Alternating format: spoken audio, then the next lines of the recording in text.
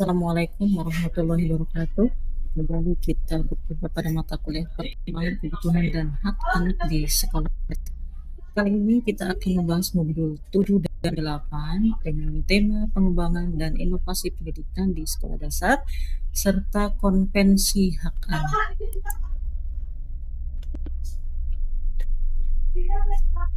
Pada modul 7 ini, pengembangan dan inovasi, yakni membangun fondasi pendidikan yang berkualitas untuk perkembangan optimal anak usia sekolah dasar.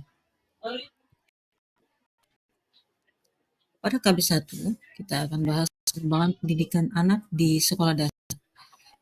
Pengembangan pendidikan anak sekolah dasar mencakup usia 6-12 tahun dengan fokus pada perkembangan holistik, kognitif, afektif, psikomotor, dan sosial emosional sesuai kebutuhan anak. Adapun prinsip-prinsip pengembangan. Jadi prinsip pengembangan ini berpusat pada anak. Yang pertama, pembelajaran dirancang sesuai kebutuhan dan minat anak. Kemudian yang kedua, holistik dan kontekstual. Jadi mengembangkan seluruh aspek anak melalui lingkungan, jadi sesuai lingkungannya ya. Nah, kemudian yang ketiga, bermakna, jadi pembelajaran yang relevan dengan kehidupan nyata. Tadi tiga prinsip ya. Kemudian aspek-aspek pengembangan anak SD. Yang pertama, kognitif atau pengetahuan dan berpikir. Kemudian yang kedua, afektif atau perasaan dan sikap. Kemudian yang ketiga, psikomotor atau keterampilan fisik. Dan yang keempat, sosial emosional atau interaksi dan pengendalian diri. Kemudian di modul 7 ini juga kita menyentuh pembahasan terkait kurikulum merdeka dan implementasinya di sekolah dasar. Kurikulum merdeka dan implementasi di sekolah dasar, yang pertama kita bahas fleksibilitas dalam pembelajaran tematik dan holistik, kemudian mendukung pembelajaran berdiferensiasi sesuai kebutuhan anak, dan contohnya adalah pada penerapan proyek kolaboratif pembelajaran berbasis minat. Nah, kemudian pembelajaran berdiferensiasi. Diferensiasi itu sangat strategis pembelajarannya yang disesuaikan dengan kebutuhan setiap anak, yakni penyelesaian materi, kemudian materi pengajaran, kemudian kecepatan belajar dan gaya belajar anak. Nah, kemudian asesmen perkembangan anak. Jadi secara komprehensif, yang pertama asesmen formatif atau proses dan sumatif, yakni hasil akhir untuk evaluasi menyeluruh. Kemudian yang kedua, observasi langsung, portofolio karya siswa, dan tes performa praktis. Kemudian yang ketiga, penilaian otentik mendukung perkembangan optimal setiap anak. Kemudian pada modul itu juga dibahas ya, guru sebagai fasilitator perkembangan anak. Jadi tugas guru itu adalah yang pertama menyusun lingkungan belajar yang mendukung, kemudian membimbing dan memotivasi siswa, kemudian memfasilitasi interaksi sosial, dan berkolaborasi dengan orang tua serta komunitas. Jadi itu yang harus dilakukan guru atau peran guru tadi sebagai fasilitator perkembangan anak. Kemudian kolaborasi dengan orang tua dan komunitas. Jadi harus ada sinergi sekolah, orang tua, dan masyarakat untuk perkembangan anak secara optimal. Jadi stakeholder yang ada di sekolah itu tentu saja memiliki peranan penting untuk berkolaborasi dengan orang tua dan komunitas. Nah, selanjutnya pada KB2, rekan mahasiswa bisa membaca modul terkait dengan inovasi pendidikan. Inovasi pendidikan itu sangat penting untuk meningkatkan kualitas pembelajaran di sekolah dasar. Pengembangan berkelanjutan diperlukan agar pendidikan tetap relevan dengan kebutuhan zaman. Nah, di modul 2 juga kita bisa membaca jenis-jenis inovasi pendidikan. Inovasi pendidikan itu adalah pembaharuan dalam sistem pendidikan untuk meningkatkan kualitas pembelajaran dan hasil belajar siswa. Jadi bisa rekan mahasiswa lihat pada tayangan layar yang saya sajikan. Di situ ada beberapa gambar ya, jenis-jenis inovasi pendidikan. Rekan mahasiswa bisa melihat pada tayangan layar seperti siswa disiapkan dengan tablet ataupun Chromebook ataupun laptop ya. Bagaimana nuansa yang dapat dilihat pada layar. Selanjutnya pembelajaran berbasis teknologi atau digital. Jadi pengembangan teknologi dalam pembelajaran sekolah dasar seperti aplikasi edukatif, kemudian platform digital dan blended learning, ini manfaatnya adalah interaktif dan menarik. Kemudian ada tantangan memang di sini ya, akses dan literasi kita. Ini juga sebuah tantangan, jangan dijadikan sebuah hambatan. Nah, kemudian model pembelajaran inovatif di SD. Jadi kita bisa menggunakan model PBL atau Project Based Learning. Jadi siswa belajar melalui project nyata. Nah, kemudian inquiry based learning. Jadi pembelajaran berbasis pertanyaan dan penyelidikan.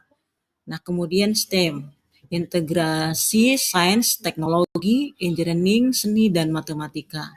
Nah, itu bisa kita gunakan dalam mengajar di sekolah dasar. Jadi ada beberapa inovasi-inovasi pembelajaran di SD ya yang saya sebutkan tadi dari mulai PBL, kemudian inquiry based learning, kemudian STEM. Selanjutnya, pembelajaran berbasis kearifan lokal. Jadi tidak hanya yang saya katakan tadi di awal berbasis digital, kita juga mengenal pembelajaran berbasis kearifan lokal. Nah, ini ada beberapa mata pelajaran pilihan kalau di kurikulum Merdeka sekarang itu yang bisa dipilih oleh satuan pendidikan. Ya, mengintegrasikan budaya lokal dalam pembelajaran untuk memperkaya pengalaman belajar. Jadi contohnya itu adalah seni tradisional, cerita rakyat, permainan daerah, dan nilai-nilai kearifan lokal yang bisa kita terapkan di sekolah, terutama di sekolah dasar. Nah, kemudian kita juga mengenal sekolah ramah anak sebagai inovasi pendidikan. Sekolah ramah anak menciptakan lingkungan yang mendukung hak dan kebutuhan anak. Yang pertama, fasilitas yang aman dan aksesibel. Nah, kemudian yang kedua, aturan yang melindungi anak dari kekerasan. Nah, kemudian yang ketiga, suasana belajar yang inklusif dan menyenangkan. Nah, dampak positifnya yaitu perkembangan optimal, kemudian rasa aman dan kesejahteraan anak. Nah, itu yang disebut dengan sekolah ramah anak sebagai inovasi pendidikan. Literasi dan numerasi. Jadi ini sebagai pondasi dalam pendidikan sekolah dasar. Literasi dan numerasi itu mencakup yang pertama mengembangkan kemampuan membaca, menulis, dan berhitung sejak dini. Kemudian yang kedua, strategi penguatan literasi di SD itu contohnya adalah membaca nyaring, kemudian kita membuat pojok baca dan menulis kreatif. Nah, kemudian yang ketiga, strategi penguatan numerasi di sekolah dasar melalui pembelajaran kontekstual. Nah, ini yang menjadikan fondasi literasi dan numerasi di SD. Ini yang betul-betul harus ditanamkan ketika kita mengajar di sekolah dasar. Nah, kemudian ada sebuah tantangan dalam inovasi ini, ada tantangan dan juga ada solusi. Tantangannya diantaranya adalah keterbatasan sumber daya. Nah, kemudian resistensi perubahan, kemudian pelatihan guru terbatas, dan infrastruktur kurang. Nah, bagaimana solusinya? Solusinya diantaranya yang pertama adalah pengembangan sumber daya manusia. Pengembangan sumber daya manusia ini bisa kita lakukan sebagai guru atau calon guru. Mahasiswa itu bisa mengadakan atau terlibat dalam komunitas pembelajaran seperti KKG, MGMP ya. Nah, kemudian kolaborasi stakeholder. Jadi harus adanya keterlibatan masyarakat, orang tua tadi ya dengan pihak sekolah supaya kita bangun inovasi dan salah satu dari solusi bagaimana kita menyelesaikan tantangan tadi. Nah, kemudian teknologi tepat guna. Ini juga bisa dilakukan di satuan pendidikan. Nah, kemudian best practice inovasi pendidikan di Indonesia. Ini saya ambil beberapa contoh sekolah dan daerah dengan inovasi sukses. Di antaranya adalah SD di Bali. SD di Bali ini ada sebuah integrasi kearifan lokal yakni Trihita Karana ya. Kemudian di sekolah di Yogyakarta, pembelajaran berbasis budaya. Kemudian program literasi daerah terpencil Papua. Nah, dampak positifnya itu adalah peningkatan capaian belajar dan keterlibatan siswa. Tadi best practice atau pembelajaran yang baik ya, jadi praktik baik inovasi pendidikan di Indonesia.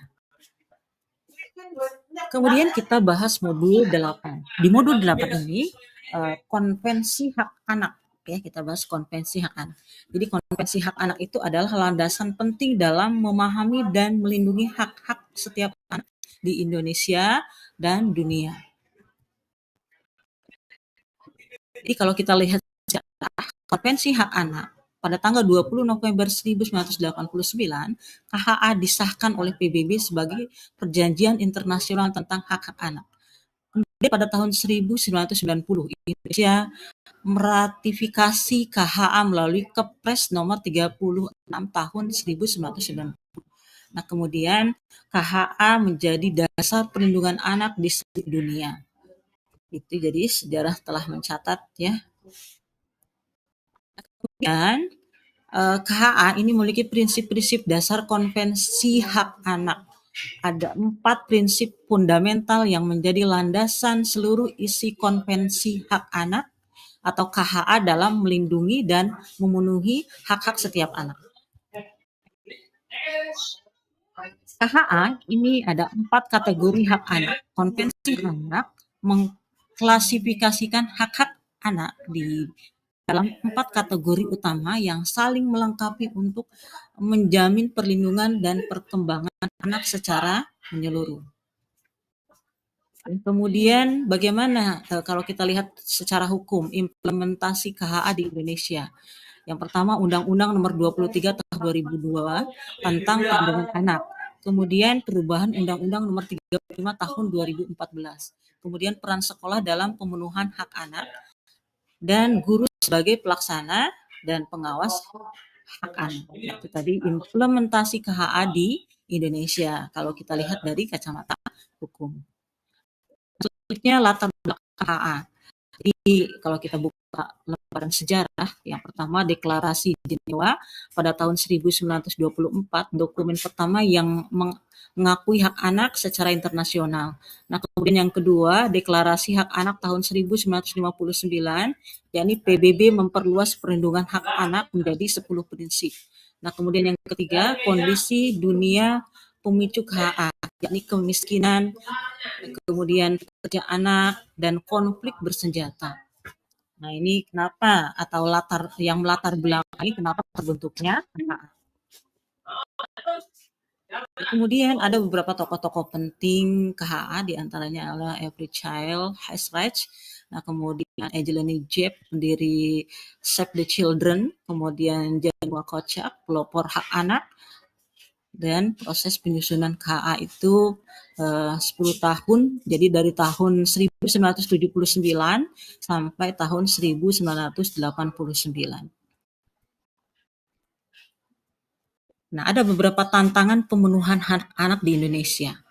Jadi yang pertama, tantangan pemenuhan hak anak itu adalah kesenjangan akses pendidikan antar daerah dan kelompok sosial ekonomi. Nah, ini juga sebagai pemicu tantangan pemenuhan hak anak. Jadi adanya kesenjangan mungkin di kota dengan di desa atau di pelosok itu tentu saja akan berbeda. Nah, kemudian kekerasan terhadap anak dan praktik pernikahan anak yang masih tinggi. Nah, kemudian yang ketiga eksploitasi anak dan lemahnya perlindungan hukum yang memadai. Nah, kemudian ada sebuah komitmen global dan peran guru sekolah dasar dan SDG terkait anak dan pendidikan menjadi landasan komitmen global. Jadi guru SD itu berperan sebagai advokat atau pengacara dan pelaksana hak anak di sekolah. Selanjutnya bisa saya simpulkan bahwa peran guru dalam pengembangan dan hak anak di sekolah dasar yakni sebagai fasilitator perkembangan dan inovasi pendidikan, kemudian yang kedua perlindungan dan advokat hak anak, dan yang ketiga kolaborasi dengan orang tua dan komunitas. Itu penjelasan kita terkait dua modul yang kita bahas, ya modul 7 dan modul 8. Dengan mahasiswa mungkin sudah membaca dan mengerjakan tugas 2. Jadi silahkan dipelajari lebih lanjut dalam modul yang rekan mahasiswa terima. Dan kalau ada pertanyaan lebih lanjut boleh tanya di kolom komentar. Dari saya Ilaliko billahi taufiq wal hidayah. Wassalamualaikum warahmatullahi wabarakatuh.